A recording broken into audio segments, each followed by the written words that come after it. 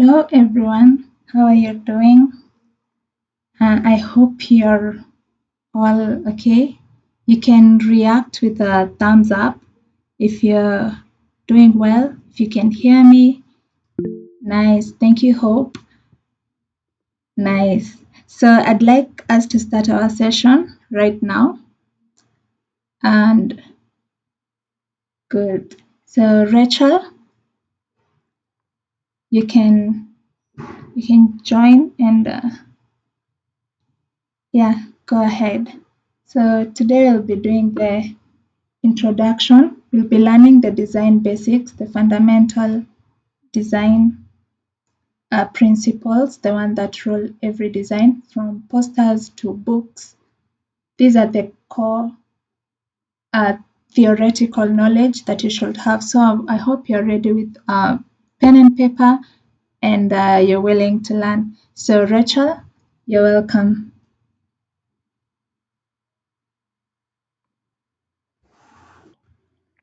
Thank you very much, Rachel. Hello, everybody. How do you do? I can see Derek, your hand is up. Is there something you want to say?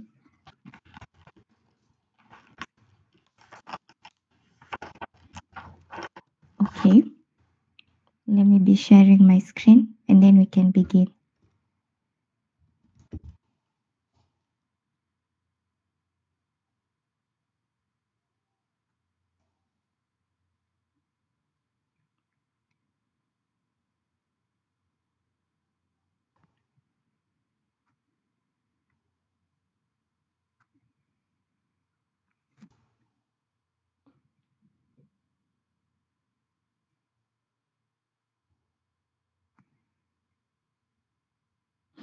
All right. Welcome, everybody, to this session. Today, we are going to be looking at the foundations of graphic designing, and it's going to be a short session, but we are going to come out with a lot of knowledge. Uh-huh. So today's learning objective is so that you can at least gain an understanding of the fundamentals of graphic designing. You learn at least the key definitions, you learn key foundations and other business concepts on the way. And also today's agenda, it will be covering the principles, the core principles, or rather the foundational principles of graphic designing. We'll also be covering visual elements and knowing how to make all those elements coming together to create a visually compelling design. And then we're going to learn how to equip ourselves with other tools in the graphic design landscape. So that's what we're going to be doing today. As we begin, a layout, it refers to an arrangement of visual elements on a page. Anything you see on a page, that is the way they have been arranged so that you can at least have a communication. That is called a layout. And a layout, it is achieved through balance and hierarchy among many other layout principles which you're going to look out today. And those layout principles, they are rather fundamental rules that guide how visual elements they are to be arranged on a page, on a canvas, or any other place that is supposed to have a design on it. Those rules, they are called layout principles because they affect how the layout becomes. They affect whether the design will be appealing or it will be noisy or it will be good or bad. And because layout principles is a rule that guides how visual elements they are arranged, what are those visual elements? The visual elements, they are the basic components of a design. They are rather the building blocks of a design, everything that you see in a design. And first of all, we are going to look at visual elements of designing. Now, as we go through this, we will begin with very basic concepts and then we're going to go on advancing in more complicated or rather complex concepts, but I'm going to demystify them so that they can be easier for you to understand and for you to apply. Therefore, starting on the visual elements and then we can go to the layout principles. Let us first understand what these visual elements they are at first. So we have a line. A line is a path of a moving point through a skin. Imagine a dot and then you move it, that is a line. So lines, they are applied in graphic design to add structure, to even frame something. When you want to frame maybe a text, you want to frame a text inside, you can use a line. I'm going to be showing examples throughout, so you're going to see. It's also used to emphasize on texts. A very good example is the AWS logo, or rather the Amazon logo, the way they usually have the line under it. That's a special kind of line that shows a lot of things, and we're going to look more into it later. But that's the line which is used to emphasize the text itself. We have to divide information, creating a sense of elegance and hierarchy. Also, lines they're used in arts and illustrations to define borders, to create other dimensions that are needed, and even to create shapes. Because rather, shapes they are a combination of lines, and we're going to be looking at that. Therefore, there are different lines, and it depends on directions of lines. There are horizontal lines, there are vertical lines, there are diagonal lines, there are parallel lines, there are curvy lines, and finally, there are jagged lines. The second visual element of graphics is shape. A shape, it is a two-dimensional area which is created by joining two ends of a line to form a closed area. So when you find that closed area right there, it is a combination of ends of lines and they meet together to form that shape. And these shapes, they are applied in graphic design so that they can create complex drawings, so that they can even cause an effect and they can contribute to balance, which is necessary in graphic designing. There are different types of shapes. There are organic shapes, there are geometric shapes, and there are implied shapes. And all these shapes, they are different according to what you're designing with. For example, we have the we have different types of shapes right here on the screen. The first kind of shape we have said it is an organic shape. The ones which are centered right here, this one and the star thing, it looks like leaves, right? That is an organic shape because it does not have a very defined corners, it does not have defined angles. It is very organic, it is irregular. And finally, another one, we have a regular or rather a geometric shape. It has defined corners, like you see these two, they are polygons, all right? So you see they have defined corners and everything. They are actually geometric shapes. And finally, on the far right, we have implied shapes. Implied shapes, they are ones which, even though they create a shape, but they do not form a closed area, because we say that a shape is supposed to form a closed area. But these ones, you can see this is a square shape, but it is not closed. The same way, this is actually a diamond shape, but again, it is also not closed. So that the different types of shapes, and it depends on where you apply them in different designs. The next one, we have form, or rather positive space. What is a form? A form is any object that occupies a space. When you're creating a design and you have a text, you have a shape, you have a line, that is a form. Okay, that is a form that's occupying a space. For example, in this poster that we're looking at, it is a book cover.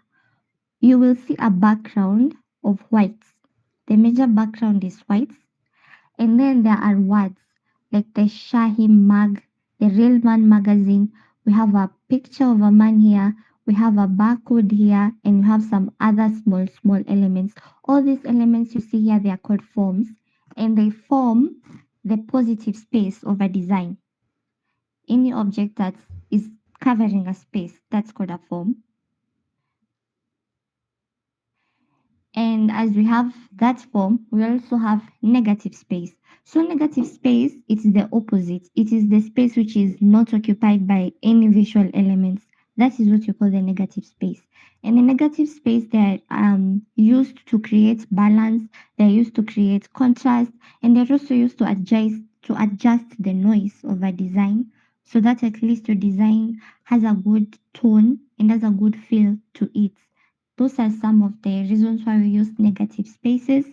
For example, in this design, we see a hand we see a bottom of a bulb, and then we see a background. All right. So in this background, we have this background here, which is gray. It is the negative space. And this bulb right here and the hand, they are forms, or rather, they are positive spaces. So when you look at it, it is able to draw out a bulb right here. I hope you've seen that.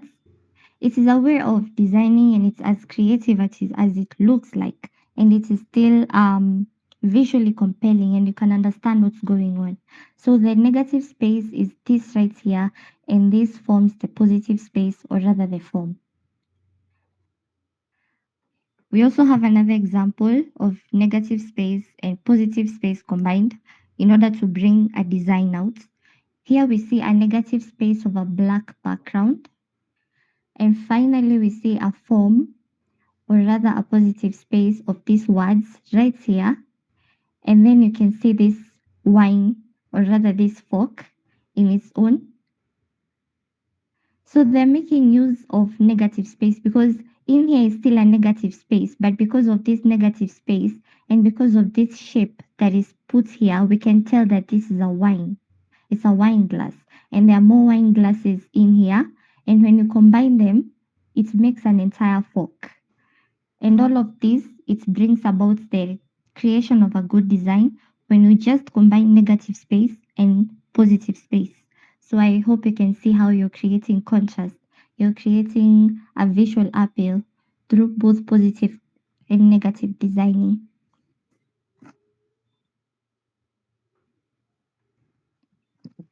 The other visual element of graphics is texture.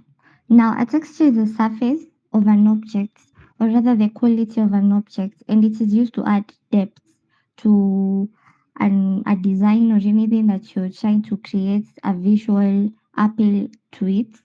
A texture it is that surface which is right there. Most of the times, textures they usually transform 2D elements into a 3D elements, or even a background. It is transformed into 3D. And texture is there because it helps the design not to be dull and boring. It adds some character into the design.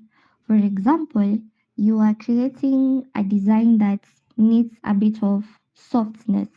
The kind of surface you're going to use, maybe it can be patterns of blob like shapes, and they have to be soft and curvy. They don't have to be jagged or something. They have to be soft because a texture they can be created by adding patterns or even images and embossing. For example, in this image, you can see, I don't know if you can see clearly, but there is a kind of texture in this half toner poster. We see a picture and a whole text of half toner here.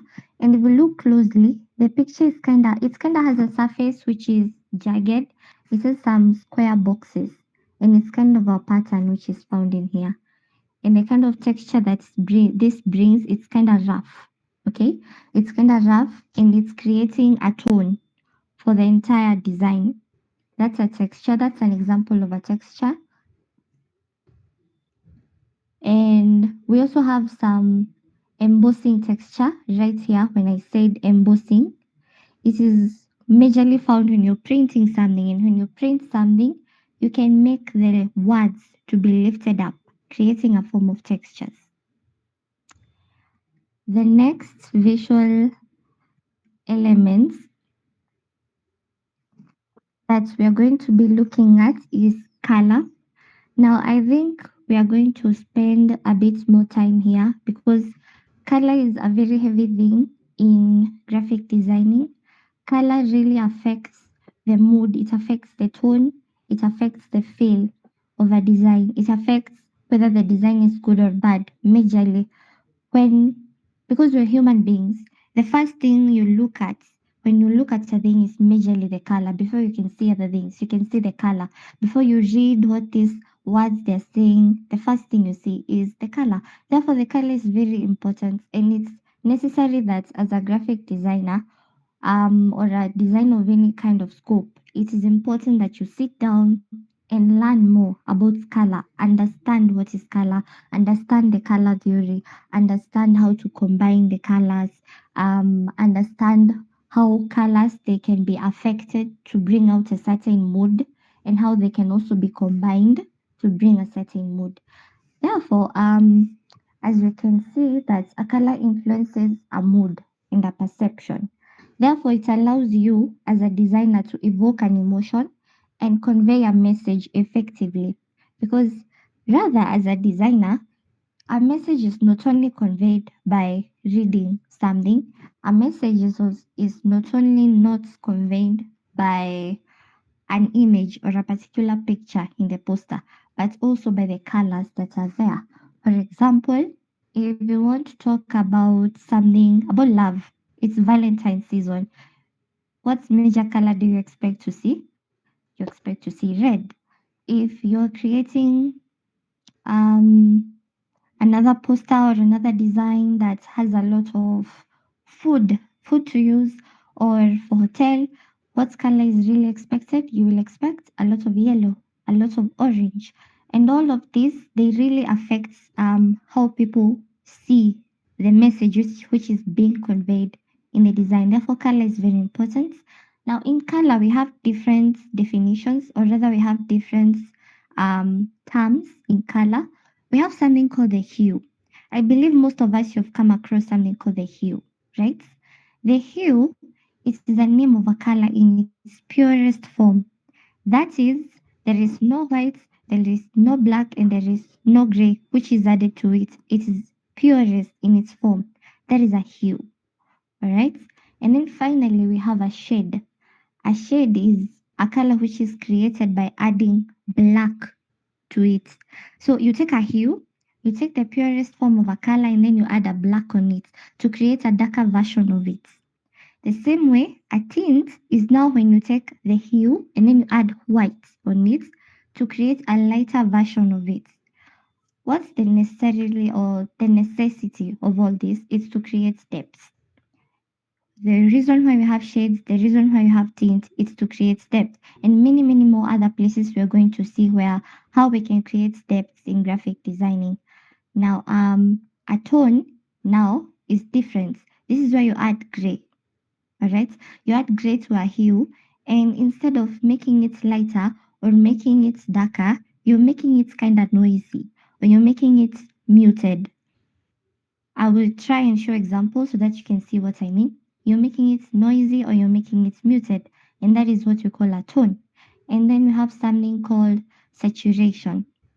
Saturation is the purity of a color. You remember, as we say that hue is the purest form. Well, that's purity. It can be measured by something, and how much pure something or how much pure a color is, it is measured by its saturation. So you can find the many colors. There is a single hue, but it is not pure in every place that you look at. Some places they are not saturated, and some places they are less saturated. Some places it's shaded, some places it is not shaded. For example, we have we usually say, have you said this? Have you seen this shade of blue? This shade of blue which is called navy blue, or this other shade of blue which is called turquoise. The difference is navy blue, it is a shade, and it's kind of, it has been added upon a lot of black. And then have you had a lot another shade of blue which is called turquoise? Actually that is not a shade. People confuse, or they're just used to shades, but as a graphic designer you should know that that is called a tint, and because it has been given a lighter version of it, because the original color was blue. I don't know if you're getting it. So I would also appreciate if you can type in the chat box something like following. I understand. Yes, we understand. So that at least I can know I'm not alone, and that at least someone is grasping something. Yes, Brian is following. We can have more people see if we are following. These are foundational things. We have Steve. Steve is on board. Who else is on board? There are many people following. Uh-huh. Yes, yes. Minor is in it. Continue being in it. We have titles is on board. And Shale, that's amazing. We are understanding. We are understanding.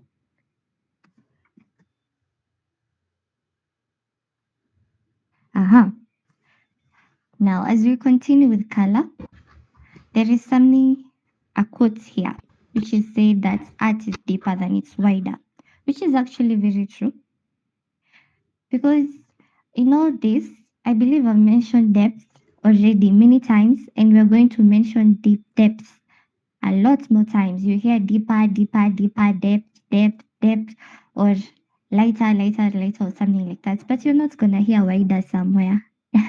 No, you'll not hear wider because art is deeper than it is wider. It's a matter of depth and how we can feel that depth. Um, Again, in color, we have something called a color system, or rather, what is used in the color. When you're selecting colors or when you're using different kind of colors, what do you consider when you're creating something? What kind of color do you consider? Because these are some of the questions we ask ourselves. Okay, except from a color communicating a certain message, what else should I consider when I'm using a particular color? Well, you should also consider the color system, and there are two types of color systems, or rather color models. The first one is called the RGB color model, or rather the red, blue, green. Now, this color system, I'm just going to go in depth a bit, and then we're going to see how they're necessary and how they can be used. All right. So the red, blue, green, it's a combination of primary colors, and they are used for on-screen designs. Now, these are colors which are used for your phones, your tablets, your computers, your your I don't know, your boards which are electronic and everything. Anything you see on screen, they use the RGB color system. And that's why, as you can see, there is a continuation of the biology of the RGB. Well, we usually hear how people usually say they are addicted to blue lights. Blue light is addictive to human beings and it's becoming a problem. Why is it like that?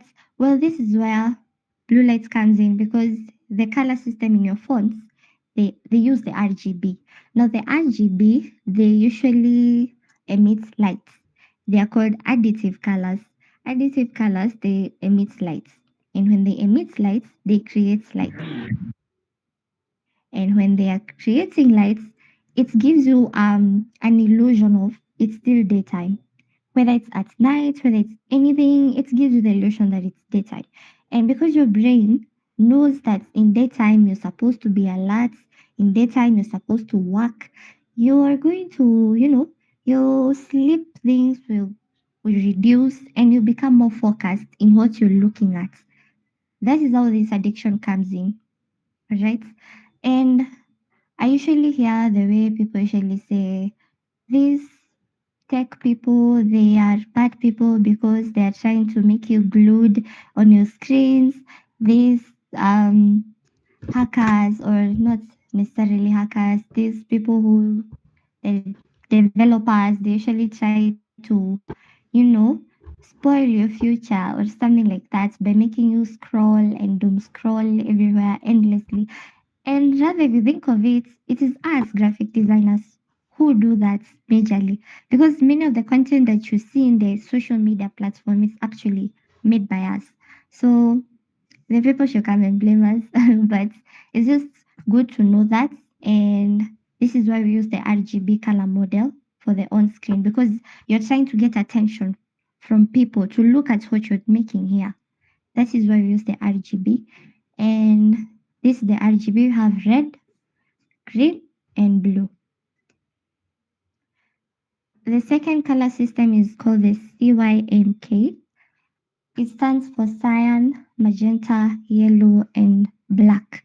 Now, this is a combination of other primary colors which are used for printed designs. These colors, they are also called subtractive colors because as RGB colors, they are emitting lights. These ones they absorb lights. Alright, they absorb it, and they are good for printed materials. When you use RGB for printed material, a printed material, for example, a book or a magazine or a billboard or a poster that is supposed to be hung somewhere. When you use RGB, it's going to make some of the colors muted, and it's also going to make your design noisy. I don't know if you've seen it, and I wish I had an example to show you here. Maybe after the group, I will look for one, and then I'm going to show you what I mean. When you use RGB for printed materials, it does not come out well. It really does not. So that's why we use the CYMK colors for printed materials, which is actually good and it maintains quality. Now, in visual elements also still under color, there is a rule in color which is called the 60-30-10, or rather the 60%, 30%, 10% color rule. And in this rule, it insists that when you're having a color palette, divide it into three portions. 60% of that color palette is going to be used as the dominant color, or rather the background color. The most dominant color of a design should be 60% of it. And then 30% is used for the secondary colors or the supporting colors. This include the colors used in texts or the colors used in other shapes and lines, which are there to support the design, but they are not the main aspects of the design. And finally, 10% of the remaining color, it is used for accent colors. Accent colors, they are such colors which are called pop colors. They draw your attention, they capture your attention very quickly. For example, when you're having a poster and then it says postponed, you had an event, a poster was there, and then it was, unfortunately, it was postponed. Most of those postponed, they're usually in red. That's called an accent color, or rather a pop color, to visually compel you at once, to make you focus on it at first. They're called pop colors, and they're supposed to be at least 10% in every design. And when you use this 60-30-10 color rule, it's going to make your design visually compelling. It's going to make your design neat. It's also going to make your design not boring, not dull. It's going to make it exciting because there's no need to create a dull and a boring design. There is really no need to do that. I see a question by Martin. You're asking why K and not black in CYMK color system. Well, I found it like that, and they decided to go with CYMK because it's maybe when I pronounce it, I feel it's better CYMK than CYMB. I don't know. Plus, K is the last letter of black, and also the last letter of CYMK. Maybe, I don't know why. Maybe that's. Now, aside from color, there is something else which is very necessary in graphic designing, which we're going to look at. This is the last visual element of graphic designing, and this is typography.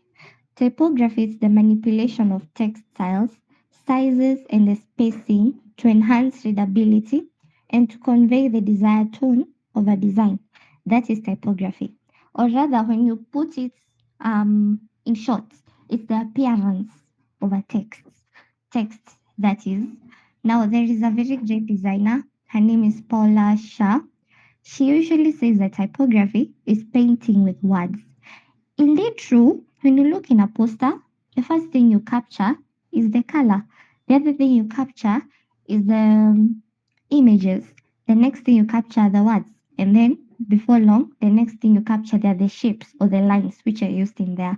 And there is a very good way that you can create a beautiful poster with typography, because indeed typography is painting with words.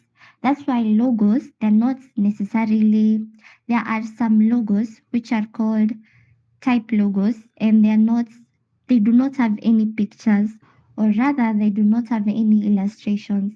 Instead, they are words, like Amazon. It's a word. It's a painting with what? It's typography. And many, many more that you're going to look at.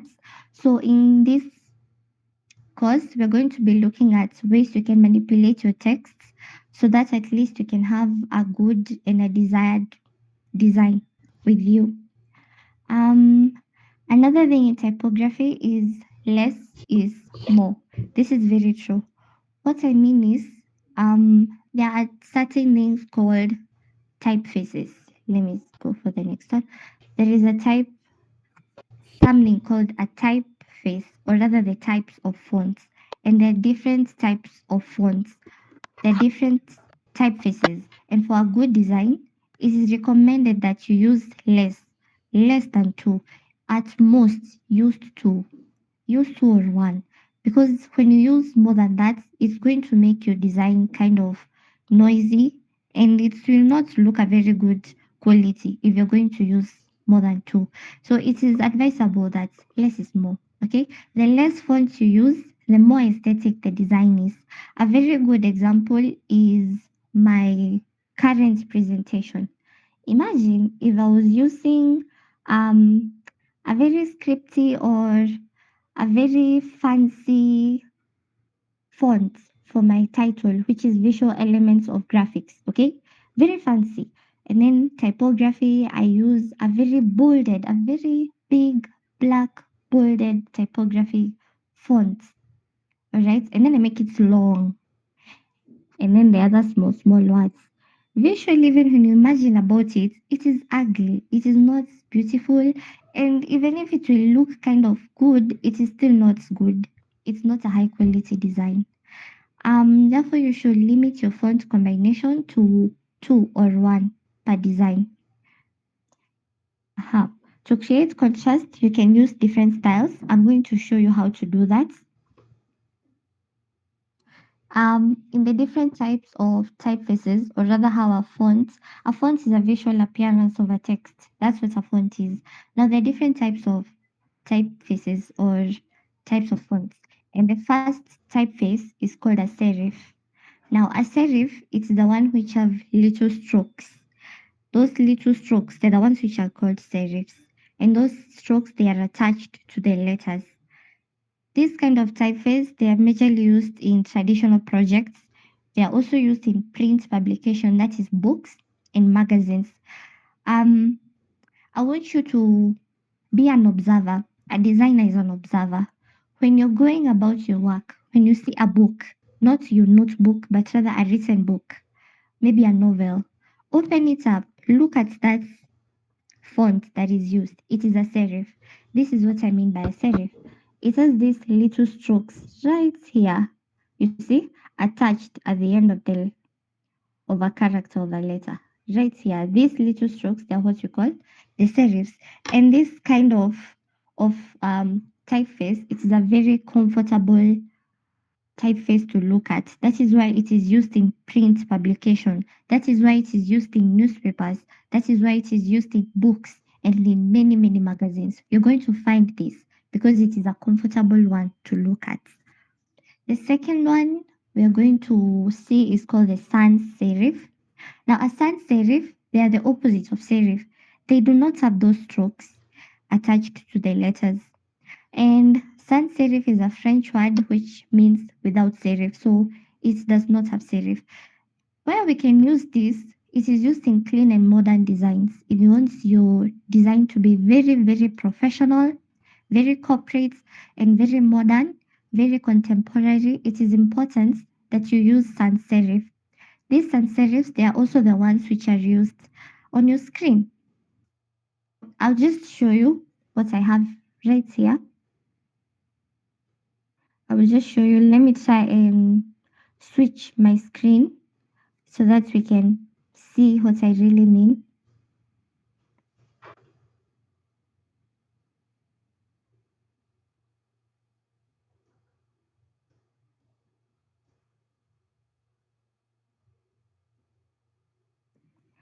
Yeah, I'm sorry for the recurrent things, but I hope you can see. When you look at the menu bar at the Chrome, you notice everything there is A sans serif. It's a sans serif. There is no serif here, there is no fancy thing. YouTube is a sans serif, pre-authorization is a sans serif. Even these small, small things which are written here, they are sans serif because it brings out a clean and a modern type of feel and to everything that you're trying to do. Let us go back.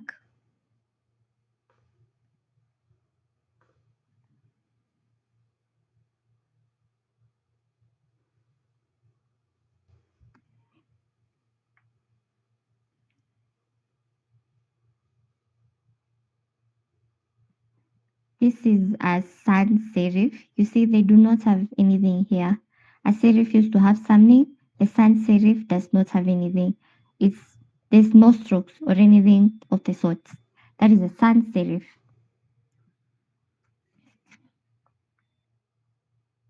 That kind of a typeface is called the display. Now the display they do not have any little strokes per se, but they have if they have strokes, they are extra fancy strokes, extra fancier strokes than the ones which are used in sans serif. And they come in the form of scripts. We have black letters and even all caps. Now, these types of typefaces, they're used for fancy designs. They're also used for titles. Um, Not this kind of title, but a book, like a book cover page. It requires a bit more of a fancy display fonts. It's also used in graphics heavy design. For example, let's assume someone is making a rock album. You see this rock music and everything that people love. When you're creating an album like that and you're required to create a poster for advertising the album, it is very necessary that at least you can use a graphics heavy design. And such can be displays. They can be scripts and black letters or all caps. This is what I mean. These are scripts. They're very fancy. These are black letter. They're very heavy. We also have all caps. They're also very heavy. And they're not that fancy, but they're heavy, as you can see. There are fonts which they do not have small caps. It's always, huge caps, capital letters as always.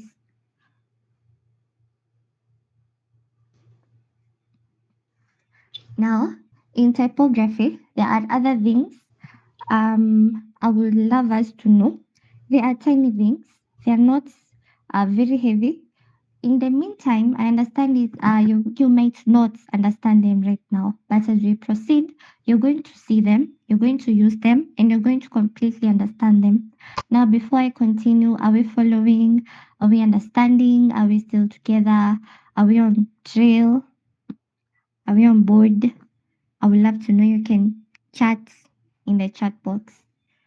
Let me know if we're still together.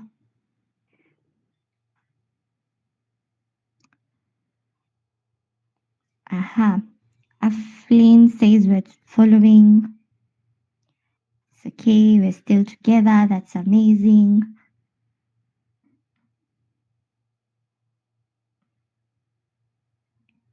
We are still together. We are following. All right, still on board. I'm glad you're still on board. Still together. Okay. Okay. So there is a key term in typography which is called leading. Now, a leading is also called a line space. If any of you here they have used Canva, there is something called a line space that you usually see there. It's very evident. There's spacing. And this spacing is it's not a kind of this I'm not talking about this space right here. I'm talking about the spaces in between lines of text. This is what I mean. So there is this leading and there is this other leading. And in this leading or line space, you can say that it's average, right? It's kind of average. And then we have this other leading. The spacing right here and this here. This space here is called the leading. And it's a very good term because you're going to use it a lot. So I want you to capture it right now so that when we get into real designing, we can know when I say leading, you know what I mean by leading in anything. Um, the other term is called tracking. Now, tracking is the space between characters in a word, individual characters in a word. This is what I mean. So we have the first one. As you can see, there's like literally no space, almost no space in between each character of this word. There is nowhere except for T and R. Only there. The rest is no. That's a form of tracking. Have this other average kind of tracking. There is good space and it's amazing.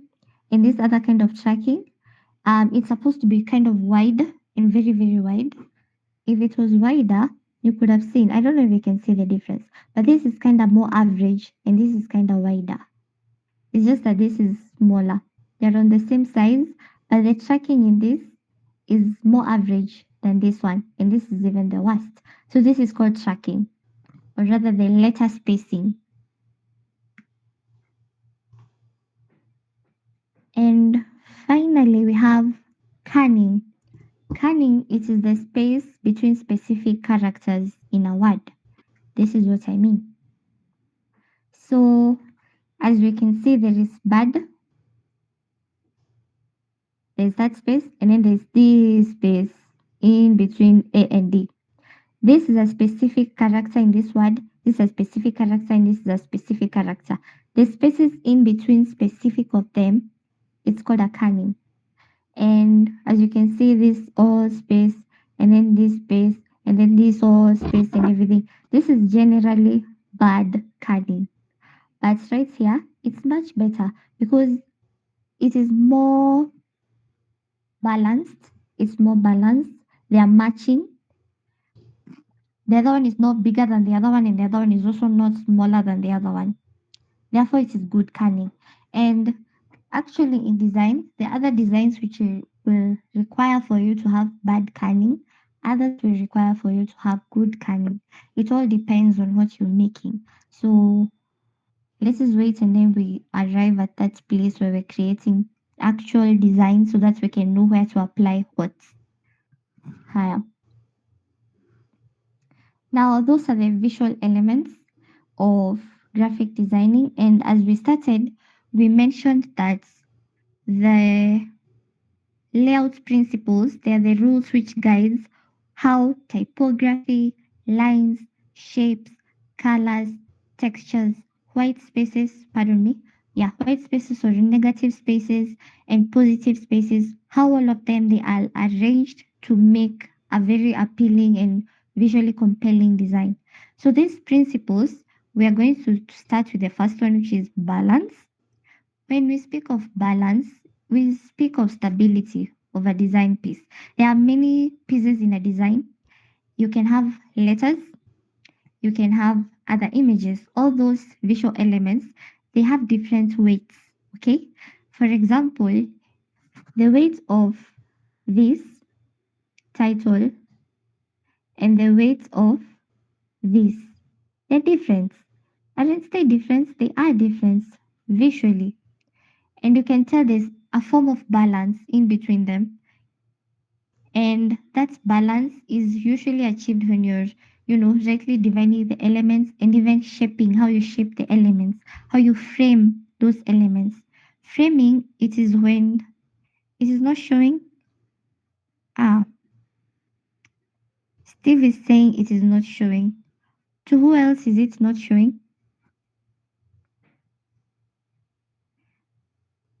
Is it my issue or is it Steve's issue?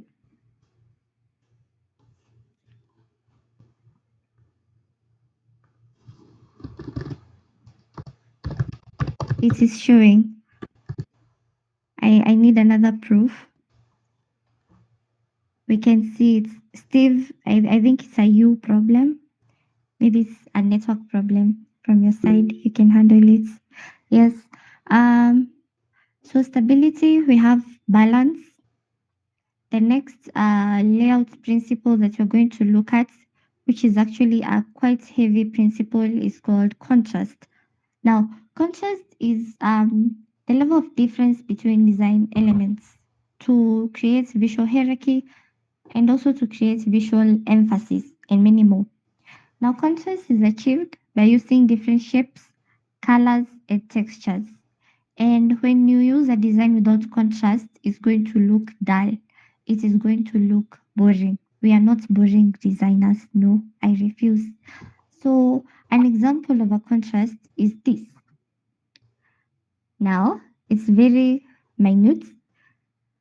You remember, let me show you. Let me go back and show you what I meant. Yes, to create, when I was talking about typography, and you're not allowed to use more than two fonts. But again, you want to create contrast, and in contrast, there is a difference. So, how can I create a contrast throughout a design and I make sure that I do not use more than two fonts? One of the ways you can create that contrast is by using different styles of the same font. This is what I mean. Let us go back.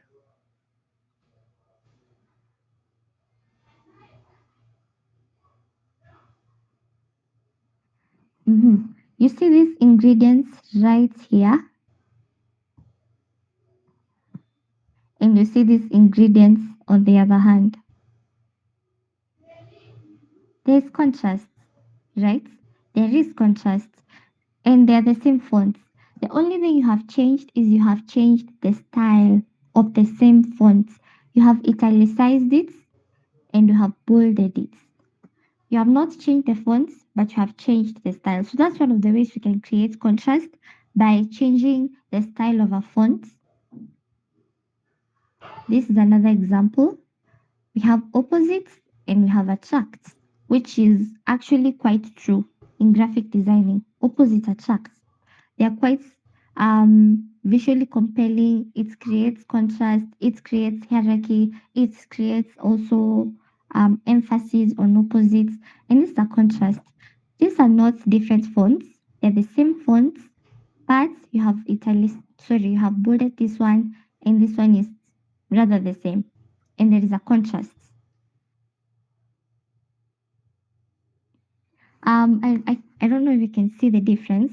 I hope it's clear on your side, but from this image and in this book, we can see there's content, we can see there is a paragraph here, we can see there is something here, we can see the other things here. I hope we can see that. This is contrast, alright? So you know that this is the title of whatever is happening on this page because it has been made much bigger. The size of that word is much bigger than the rest. We have this one, we can say it is a subtitle title because it is bolded, and then the rest they come and they're quite normal, the rest are quite normal and everything, and even this three, it shows us that this is the third chapter, something like that. Contrast is very important. It shows the differences between other things. Contrast is not only in words, it is also in color. For example, if we use the same design, notice that this background, or rather this negative space, is white, but the letters used and the words here, they are black. That is contrast. Aren't they different? Isn't black and white different? They are different, and that is contrast. It shows a difference in your design, and it makes it not boring, because if you can imagine, if I was using both black in both of them, you could not even see something.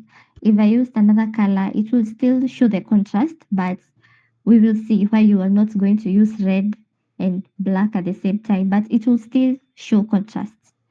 Let us go on. After contrast, there is something else called alignments.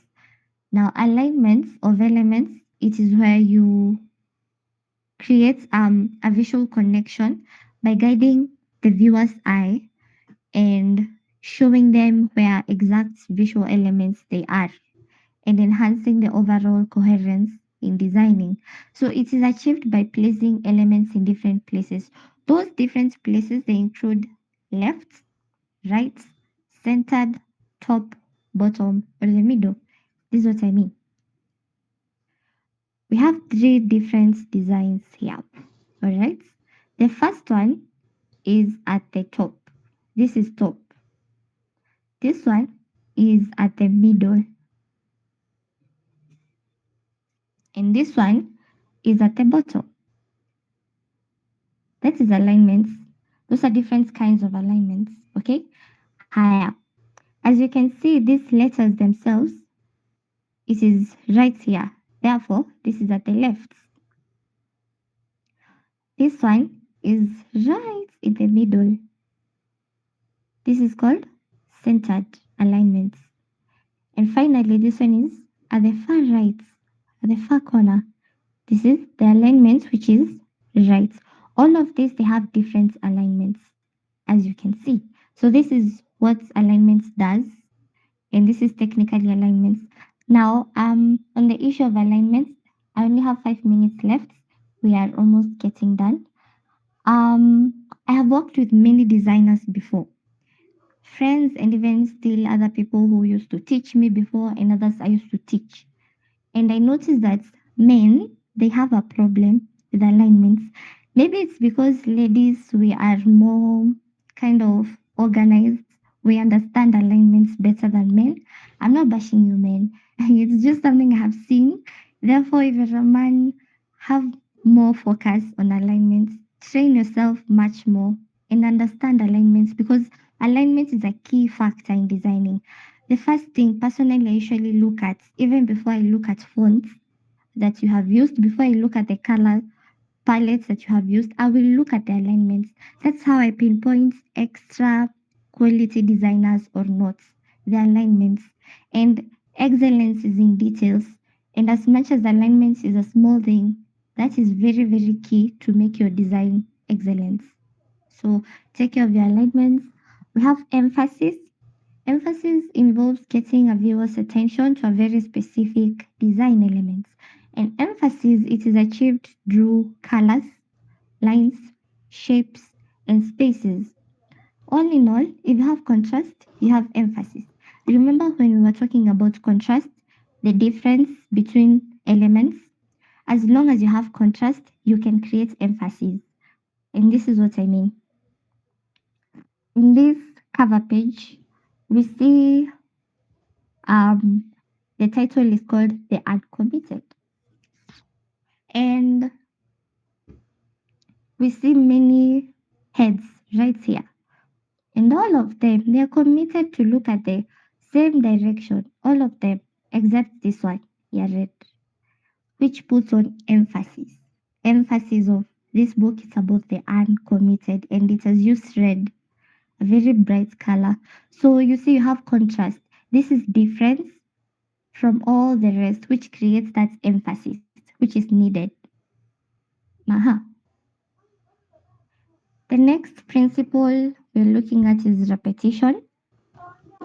Repetition is where you create something um, consistent. You take an element and you make it consistent throughout a design. This can be achieved by using the same typeface, by using the same graphics elements, by using the same shapes, by using the same lines. And when you do repetition, most of the time it will create rhythm to your design. It will be good. It will be good to look at. For example, we have this. As you can see, there's this, and there is this one. They are the same shapes, similar, and they have been repeated. It creates that form of rhythm, and it makes your design, smart. It makes your design vibrant. It's not just dull. It is not just there. It is amazing. There's repetition in this. This is another case of repetition. We have summer. Assume this is a shirt or the back of your shirt, which is written summer, summer, summer, summer, summer, summer. Repetition is very good because it also shows emphasis in some way, and also it creates that visual appeal to you because it is visually appealing.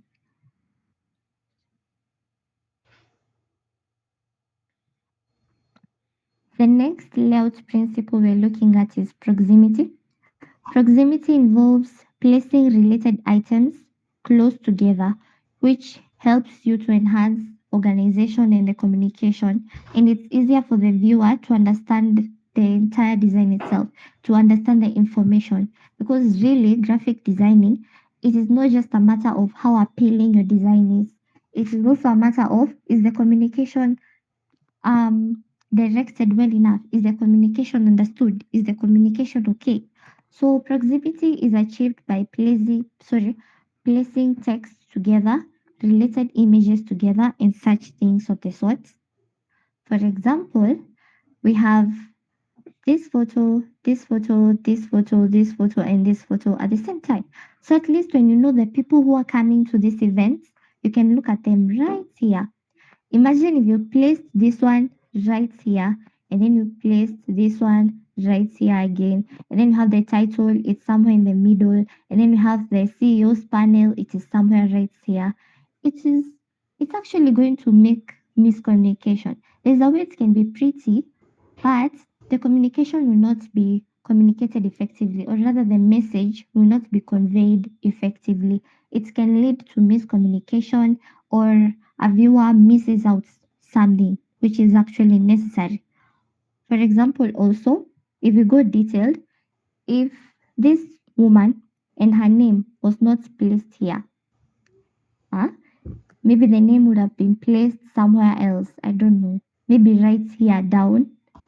Imagine each of their names, they were placed right here down, right here down. That is not very good, and it can confuse other people, especially if the people there were many. It can create confusion. Another layout principle is hierarchy, which is very necessary in graphic designing.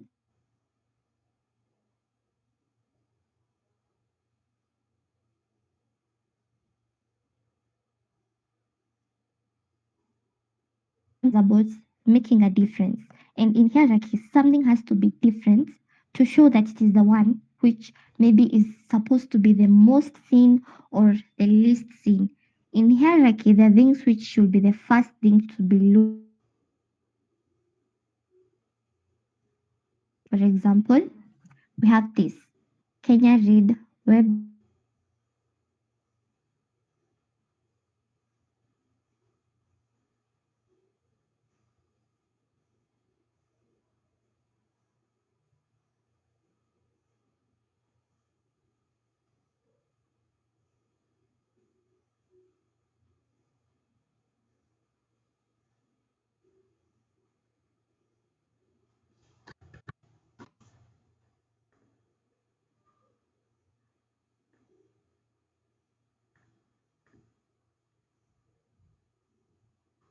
It is raw color. It is raw color. You can use some shiny, fancy colors to attract the attention of somebody and the viewer. And then the others, you can give them average colors like white and black and gray. And the hierarchy goes on and on and on. Another way you can create hierarchy is when you frame a word, and if you want a certain word to be the first to look at, you can frame it, and then people will see, oh, there is a frame thing here. That will be the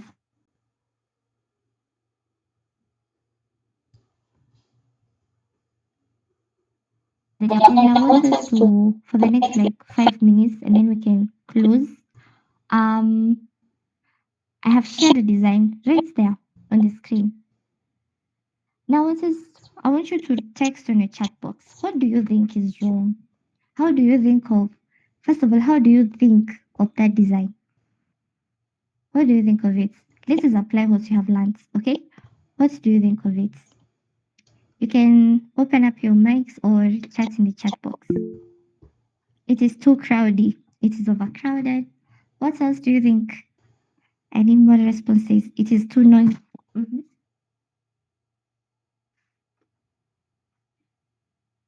It's too noisy. It is inconsistent. It is noisy. It is no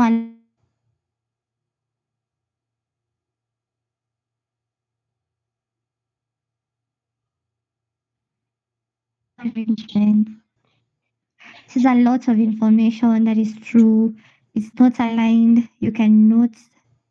You cannot know which is which. That is very true. What's other problem?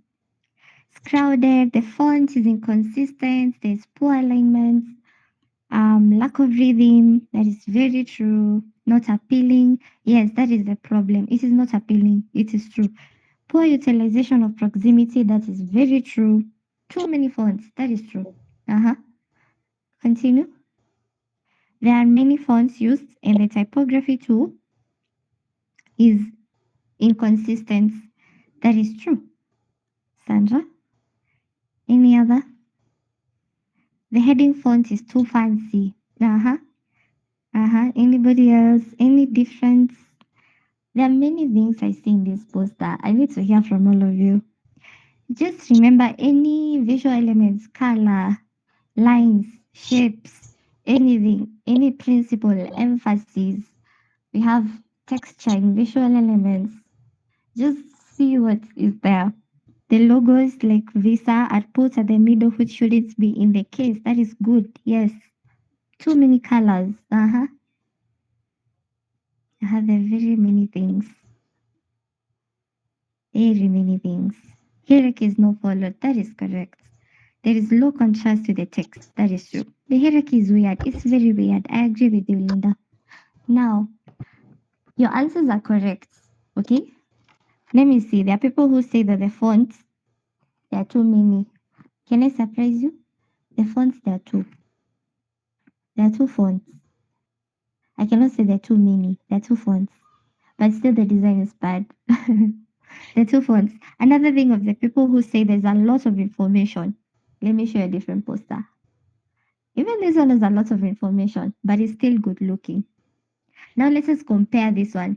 What do you notice about it? What do you notice about it? Because from this previous poster, allow me to switch back. We learned that the amount of fonts you should use is 2 or 1. And I can see they have used 2. But it's still ugly. Even the words themselves, they're ugly. And this one. And also, it has a lot of information. This one too has a lot of information. Now, tell me what you see about this new design that is different. It is organized. Uh-huh. There's good hierarchy. It's very true. There's very good hierarchy. Mm-hmm. Better alignments. Yes. It's better alignments. Uh-huh. From the second one, it's neat. It's programmed. That is true. It is neat and it is programmed. This is good contrast. That is true. Someone talk something about the texture. Can anyone say anything about the texture? What can you say about the texture? Good use of positive and negative space. That is true.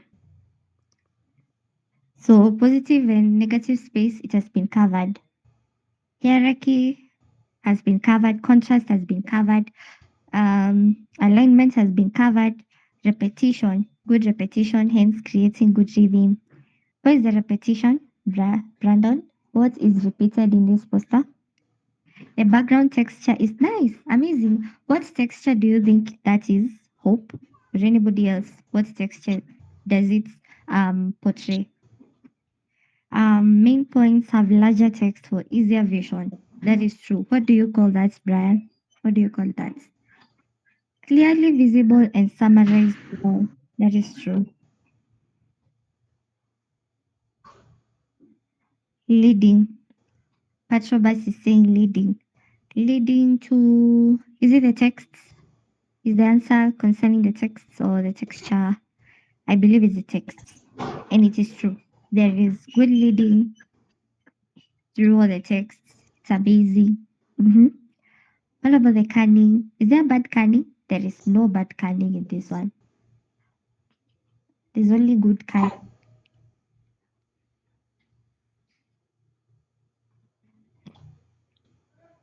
Anything else? Anybody else sees difference? Any more compliments on the poster, and then we can move on and close the class.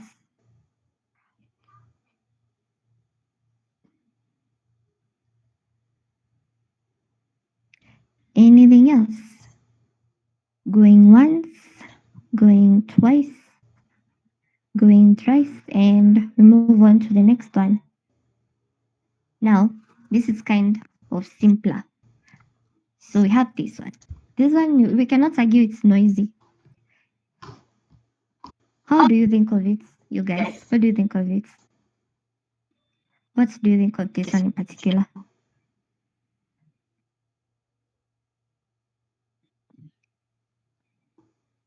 Your standards define your destiny. What do you think of it? It is not aligned. Why do you say it is not aligned, Steve? I need more answers. What do you think of this one? Just say what is in your head. It's simple. That is very true.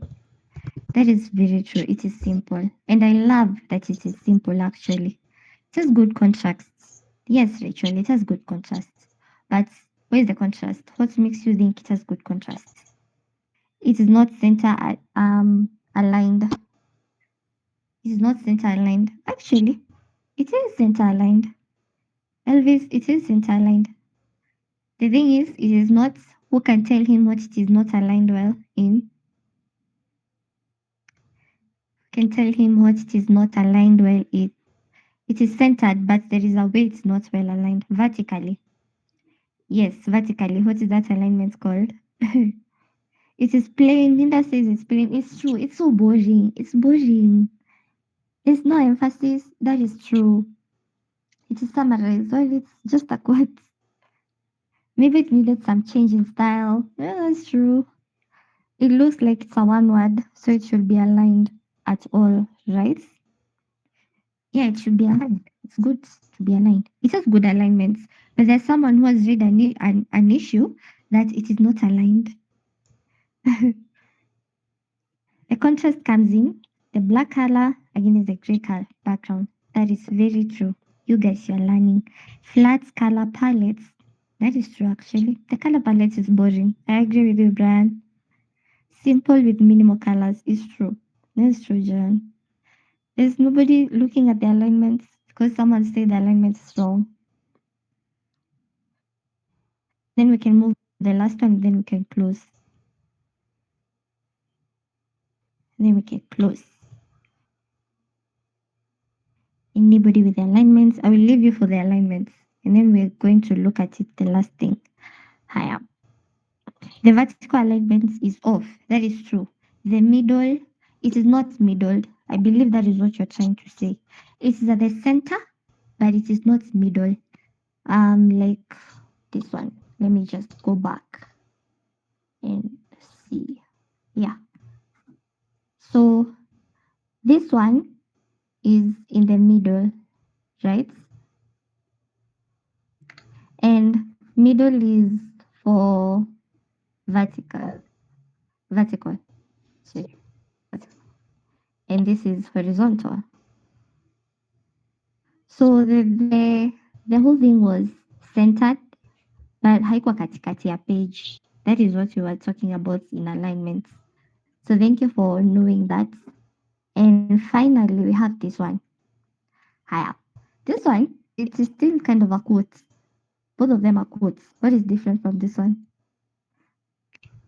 What is different from this one? The last one, and then we can close. The faster you answer, the faster we leave and go to other businesses. So, what do you think about this one, guys? What do you think? Highlights visual elements and principles that you can see and explain about them. Alignment is okay. Next sentence ends two letters before the one above. Next sentence ends two letters before the one. Two letters.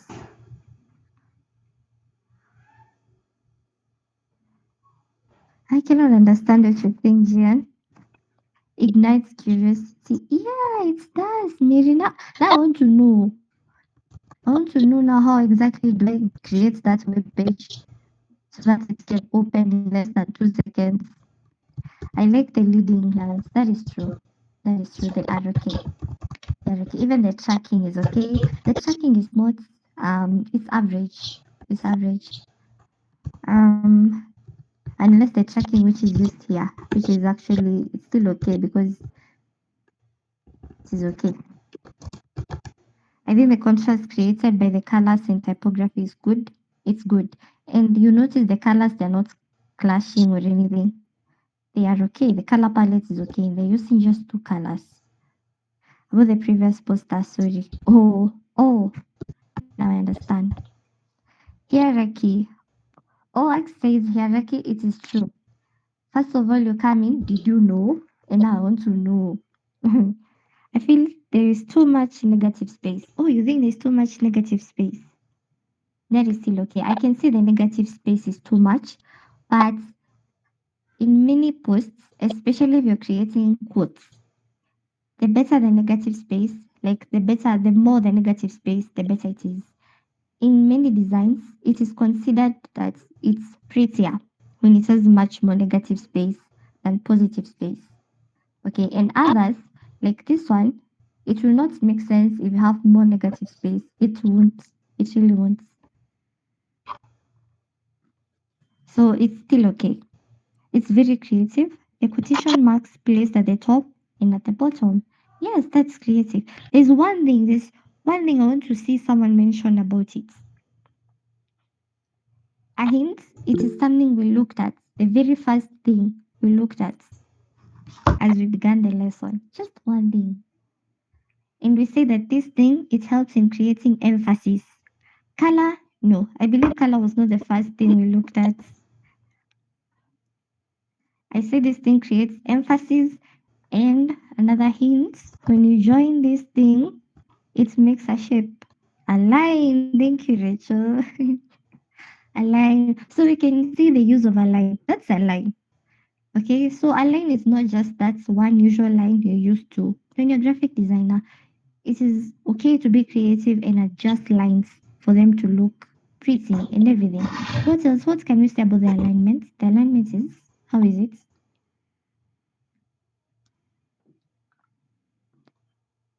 The alignment, and also the final thing about the texture. Texture. What can we say about the texture? What does it make you feel?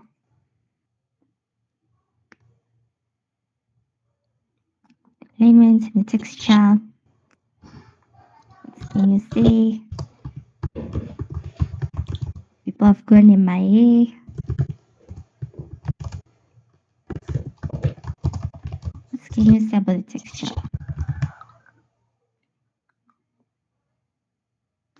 Anybody? Anybody? Ah, Rachel says the alignment is right and placed in the middle of the page. Yes, the alignment is okay. It's placed in the middle, and then we can see that it is starting on the left. It is not centered, it's on the left, so that is good alignment. The gradient background is nice. Uh-huh, that is true.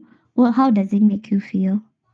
The texture is kind of fading. That is true. How does it make you feel? It's nice. It's nice. Is it rough or is it soft? That's what I'm asking.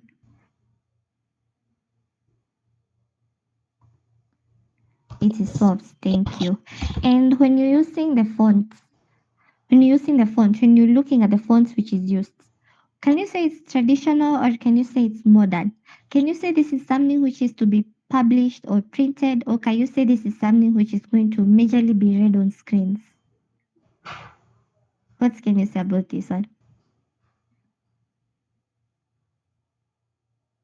Is it modern or is it traditional? It's to be read for screens and it's modern. Why? Because of the font. Even when if you didn't know why, you could still see this is modern. Now you know why it's modern. And that comes to the end of the session. We have added 20 more minutes. I'm sorry for that, but I believe I've gained something. I'm going to be posting the assignments. You can check them out. You have an entire week to look at them.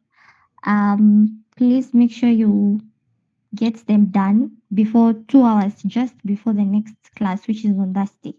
And then I will be sharing these slides in the group just in case somebody missed it or you want to go back to them, I'll be sharing them. If you have any questions, my inbox is very open. If you have any questions, Rachel's inbox is also very open. We're going to answer you well with the best capacity that we can have. And if you have any questions that you really want to be answered right now, you can ask because I want to release people. Someone add me to the group. Rachel can share the link to the WhatsApp group right here in the chat. Anybody else with a pressing question so that I can release the people?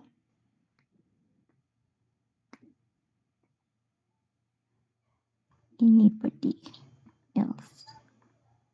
Questions? Okay. I think at this I will be handing back over to Rachel, and I'm glad to have this with you. Thank you, people. Have an amazing night. Goodbye.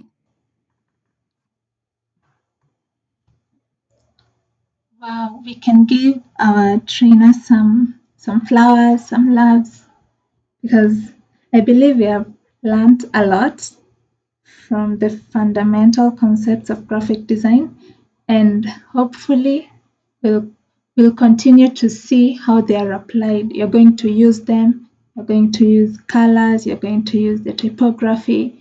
So I hope we have all learned, and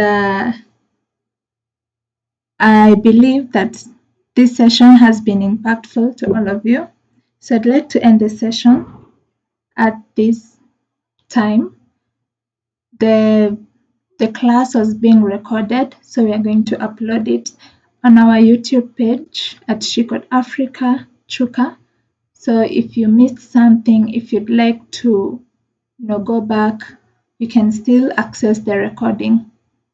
So apart from that, have a good evening. Goodbye to you all.